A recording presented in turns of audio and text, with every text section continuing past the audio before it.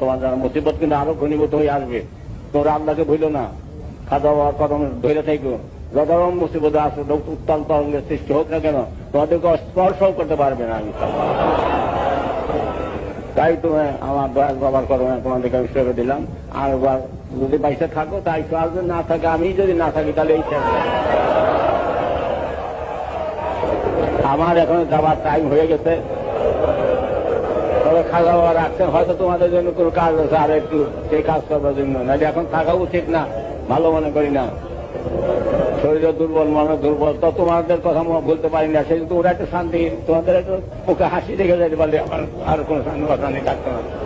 রাত্রি হয় শুধু তোমাদের জন্য চিন্তা করি, রাত্রে যখন জাগি তখন তোমাদের জন্য, জাগ মরিদানের জন্য শরীর ছটফট করে উঠে। এই কয়েকদিন তোমরা চৈত্র মাস রোজ করলা, এই সময় রোজ করা অসম্ভব। এই একদিকে সাইক্লোন, একদিকে টর্নেডো, আর একদিকে তোমার উরস, আর একদিকে ভয়ঙ্কর গরম। এর ভিতর দেওয়াও আল্লাহ তারা সেটা তো নিয়ন্ত্রিত করিয়া মনে হয় যে তখন তার দেশই যেন তোমাদের জন্য সেটা তো নিয়ন্ত্রিত করে আল্লাহ রাখছিলেন। কাজে এত ইষ্টের ভিতরে আজকে সেই কাজ তোমরা শেষ করলো অতি সালামতে, কারো দুঃখ দৈন্য বা কোনো কষ্ট হয় নাই। তোমরা যে এতদিন পর্যন্ত প্রায় 7 দিন 8 দিন উরস করলা, তোমরা বুঝাও নাই যে কতদিন মাঝখানে চলে গেল। হিসাব করে দেখো, ওই বৃহস্পতিবারের আগে বুধবার থেকে মঙ্গলবার থেকে আরম্ভ হয়েছে।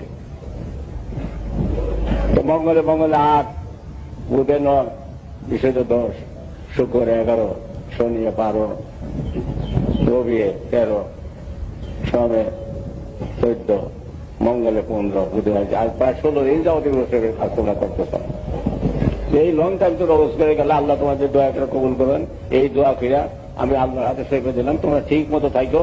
এখন তোমরা সবাই খাইতে যাও, খাইয়ে খাই আস্তে আস্তে সবাই আগেই যাও না, খাওয়াটা রাত্রি করতে থাকো 12টা পর্যন্ত, 1টা পর্যন্ত, 12টা 1টার মধ্যে গেলে যাওয়া যাবে। আলু তাকে ভুলে যান, তাহলে ভয়ের কারণ আছে। আর যাকে ঝগড়া করবেন না, যাকে যারা ফসল করবেন না। এক ভাই আর একটা ভাইকে 70টা আপন ভাইকে বেশি মনে করবেন। যদি কোনো ভাই যদি আপনাদের বাড়িতে যায় তাহলে মনে করবেন যে হুজুর কাবলে আসছেন, তাহলে খাওয়া বলে গায়ের কারণ খেয়ে দাও। কিন্তু আমার চিন্তার বিষয়, এখন সেই দিন যে বলছেন সেই দিন মানুষেরই মানে, বর্তমান মানুষেরই মান বেশ কম। এখন কিন্তু ওই রকম টাকা বাস সেই আমাদের দিকে সবাই আসবে, সেইদিকেও খারাপ হবে। টাকা বেশি মানে